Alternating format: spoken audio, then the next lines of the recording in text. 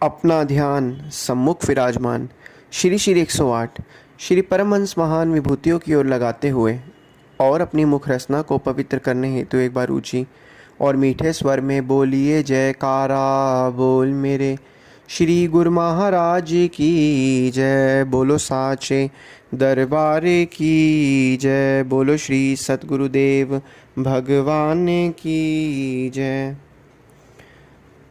आज जहाँ तक भी नज़र जाती है हर एक मनुष्य अशांत, परेशान और दुखी है।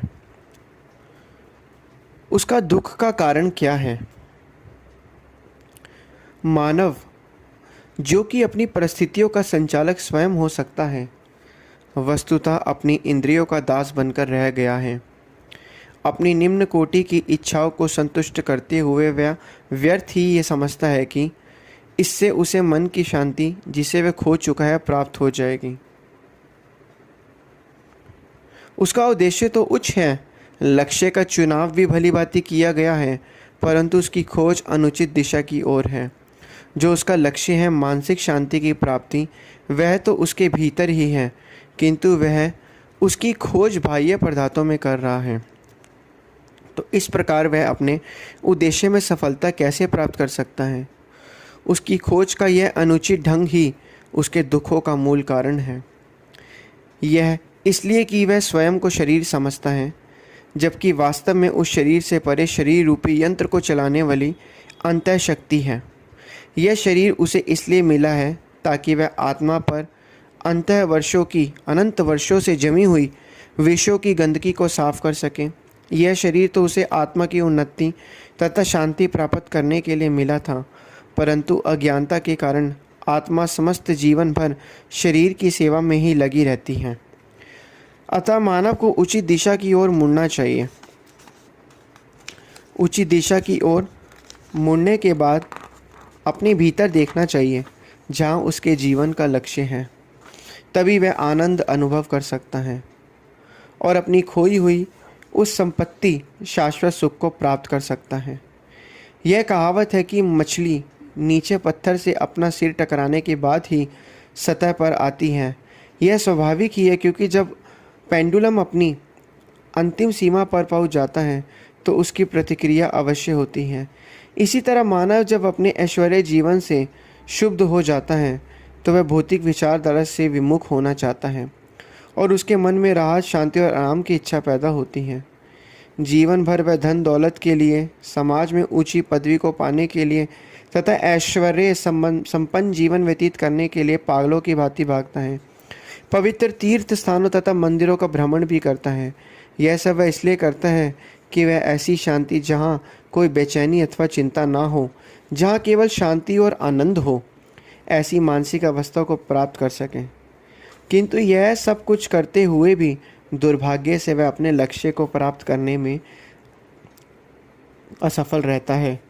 इन सब से उसके दुख, चिंता तथा परेशानियां बढ़ती ही जाती हैं।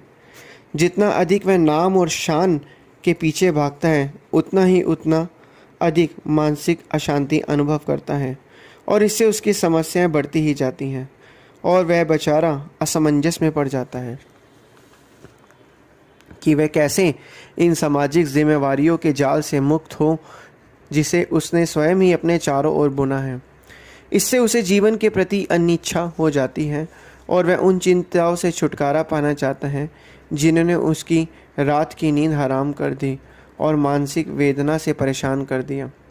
परंतु मनुष्य अपनी इन समस्याओं के समाधान के लिए कहाँ जाए, यह एक समस्या है। वैज्ञानिक और संत दोनों ही मानव कल्याण के लिए कार्यरत हैं। दोनों ही मनुष्य को दुखों और चिंताओं से छुटकारा दिलाना चाहते हैं, किंतु दोनों की परीक्षण प्रयोगशाला परस्पर नितांत भिन्न है। वैज्ञानिक दृश्यमान संसार में आनंद और शांति की खोज करते हैं और उनकी खोज केवल स्थूल शरीर के लिए सुख साधन जुटाने तक ही सीमित है। वह आत्मा के बारे में नितांत अनभिज्ञ है। परंतु संत जनों की प्रयोगशाला मनुष्य शरीर के भीतर ही है। वह मनुष्य को बहिर्मुखी से अंतर्मुखी करते हैं, जहाँ सुख और शांति का साम्राज्य है। निसंदेह विज्ञान ने एक लंबा मार्ग तय करके मानव के लिए शरीर सुख साधन जुटाने में काफ़ी सफलता प्राप्त की है, किंतु यह विज्ञान उसे मानसिक शांति देने में असफल रहा है। विज्ञान की भौतिक क्षेत्र में हुई प्रगति निश्चय ही प्रशंसनीय है। मनुष्य को शारीरिक रोग उतना नहीं सताते जितना कि मानसिक दुख, क्योंकि औषधि विज्ञान की खोज में उन्नति के साथ साथ कहा जाता है कि शरीरी रोगों की समस्या काफ़ी सीमा तक कम हो गई है। दुख और चिंता तो उसके जीवन के अंग बन गए हैं। प्रत्येक व्यक्ति के पास शारीरिक, मानसिक या वैचारिक व्यथा बिना बुलाए ही आ जाती है। इस संसार में हमारे चाहे या प्रयत्न किए बिना कुछ भी प्राप्त नहीं होता। जाने या अनजाने में हम जो कुछ भी प्राप्त करते हैं उसका प्रयत्न हमने अवश्य किया होता है।